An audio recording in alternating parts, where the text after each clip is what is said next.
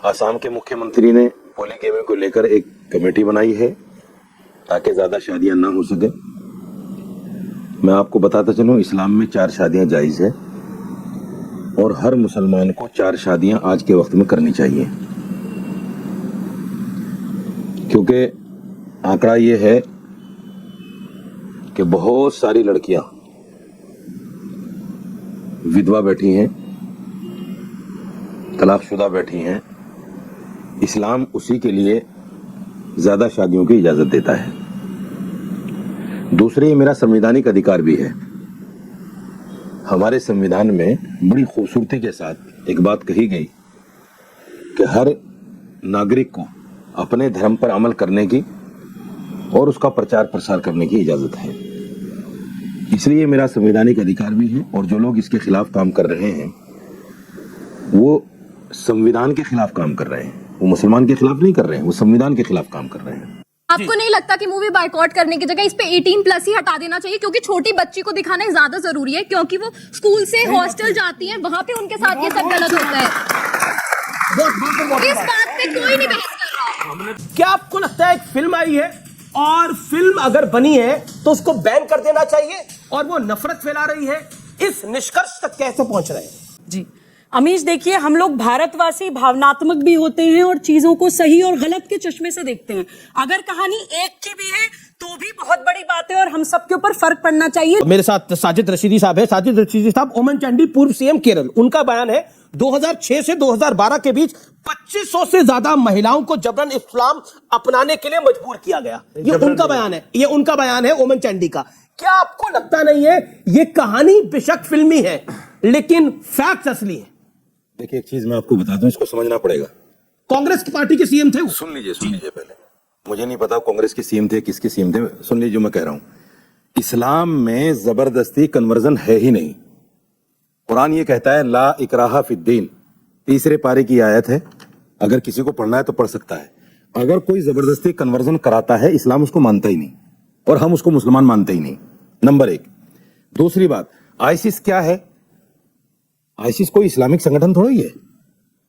इसका जो सरगना है दाइश, उसका नाम इलियाड शमून है, यहूदी है। जिहाद के नाम पर जितना नुकसान कश्मीर से लेकर सीरिया तक मुसलमानों को भुगतना पड़ा है, वो सबके सामने जग जाहिर है।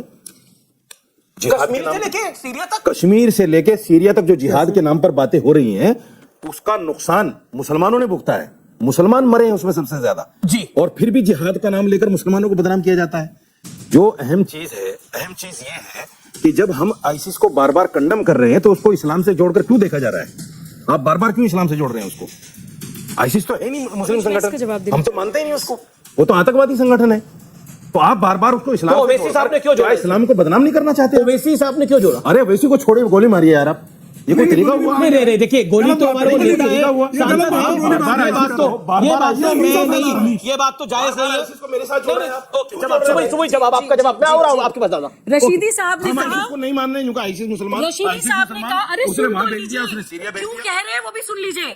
इन्होंने कहा कि आईसिस एक आतंकवादी संगठन है, आप उसको इस्लाम से क्यों जोड़ रहे हैं? इस्लाम से कोई नहीं जोड़ता है भाई, इस्लाम से आप अपने आप जोड़ देते हैं जब आप ऐसे करके आतंकवादियों के सामने प्रोटेक्शन में आके खड़े हो जाते हैं। आप एक बार साइड में हटके तो देखिए, इस्लाम एकदम साफ शफाफ पानी की तरह दिखाई देगा और आतंकवादी काले कीचड़ में सने हुए साफ दिखाई देंगे लोगों को। आप लोग सामने आकर खड़े होते हैं, इसलिए इस्लाम को आतंकवाद से जोड़ा जाता है।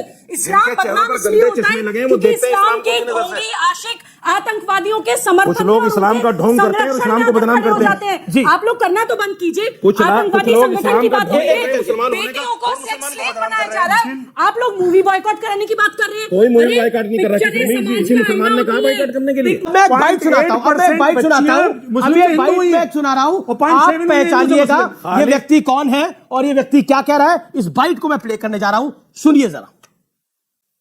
आसाम के मुख्यमंत्री ने पॉलीगैमी को लेकर एक कमेटी बनाई है ताकि ज्यादा शादियां ना हो सके। मैं आपको बताता चलूं, इस्लाम में 4 शादियां जायज है और हर मुसलमान को 4 शादियां आज के वक्त में करनी चाहिए, क्योंकि आंकड़ा ये है कि बहुत सारी लड़कियां विधवा बैठी हैं, तलाकशुदा बैठी हैं, इस्लाम उसी के लिए ज्यादा शादियों की इजाजत देता है। दूसरे, ये मेरा संवैधानिक अधिकार भी है। हमारे संविधान में बड़ी खूबसूरती के साथ एक बात कही गई कि हर नागरिक को अपने धर्म पर अमल करने की और उसका प्रचार प्रसार करने की इजाजत है।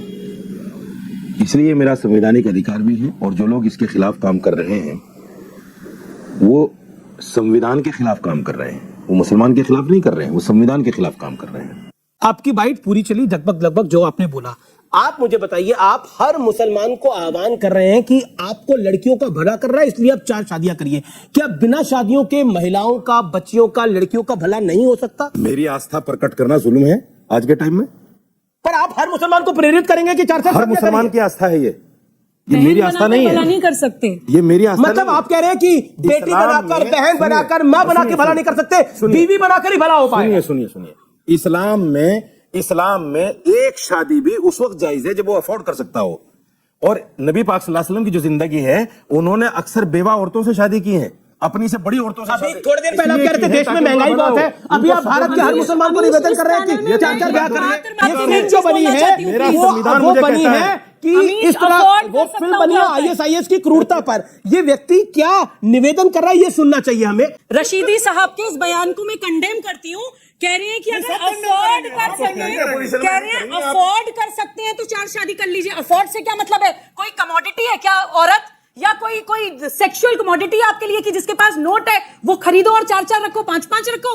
क्या बकवास करते हैं आप नेशनल टीवी पर अक्लमंद आदमी का बैठकर? जवाब एक देना अच्छा है। मानसिक मनोवैज्ञानिक भी कुछ नीड्स होती है किसी महिला की। अमीश, हमारे देश में डोमेस्टिक वायलेंस एक्ट भी है जो कहता है किसी भी महिला का शारीरिक, मानसिक या किसी भी तरह की आप प्रताड़ना करते हैं तो क्वासी क्रिमिनल प्रोसीडिंग्स है। जी। आप लोग पर्सनल लॉ की आड़ में क्रिमिनल लॉ का वायलेशन नहीं कर मेरे सकते हैं। साथ शोषण हो रहा है। अमीश, बीवी चली जाती है कोर्ट में, ये इन जैसी महिलाओं की इन जैसे मानसिकता नहीं, जिस तरह शोषण हो रहा होगा वो है। जाएगा। महिलाओं की मानसिकता है। क्यों, क्या हुआ?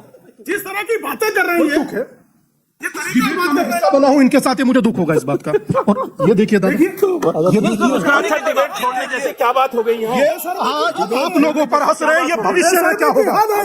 भविष्य क्या भारतीय सभ्यता पर हंस रहे हैं। नहीं, मेरा निवेदन जैसे क्या बात होगी? ठीक है, ये आपका फैसला है। बैठा हूं, मैं नहीं प्रतीक्षा करूंगा तो बैठूंगा। ठीक है, डिबेट छोड़ने जैसी लेकिन बात क्या हुई? आप मुझे अमीश, मैं उससे बेहतर और उससे बड़ी एक बात बोलना चाहती हूँ। भारत की बेटियों को एक मैसेज देना चाहती हूँ। अभी आप सब लोगों ने देखा कि रशीदी साहब ने मुझे गाली दी, तो एक तरफ मेरे भाई स्वामी दीपांकर डिबेट छोड़कर चले गए और दूसरी तरफ मेरे भाई प्रेम शुक्ला जी उसके बाद डिबेट ही नहीं करी और केवल और केवल रशीदी साहब से लड़ रहे हैं कि आपने सुबुई को ऐसे क्यों बोल दिया। यह है भारत की बेटी होने की सुरक्षा, यह है भारत की बेटी होने का मकाम।